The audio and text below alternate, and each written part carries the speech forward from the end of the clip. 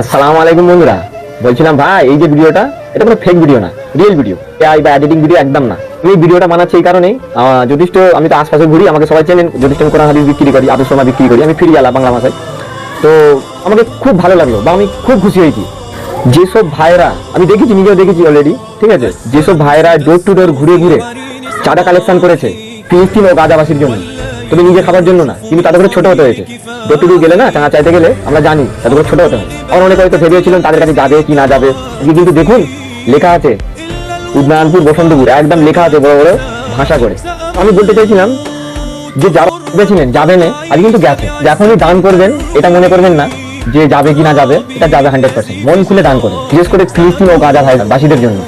খাস করে দোয়া করি আমাদের বসন্তপুর এলাকার মা বোনেদের জন্য, চাচাদিদের জন্য, ভাইদের জন্য, আর খাস করে যারা চাঁদা তুলেছে তাদের জন্য। ফি আমানিল্লাহ, বা আপনারা সকলেই দোয়া করেন, ফি আমানিল্লাহ। তো আশপাশের লোকেরা একটু দেখে শেখেন, কাউকে আমি ছোট করছি না, ঠিক আছে।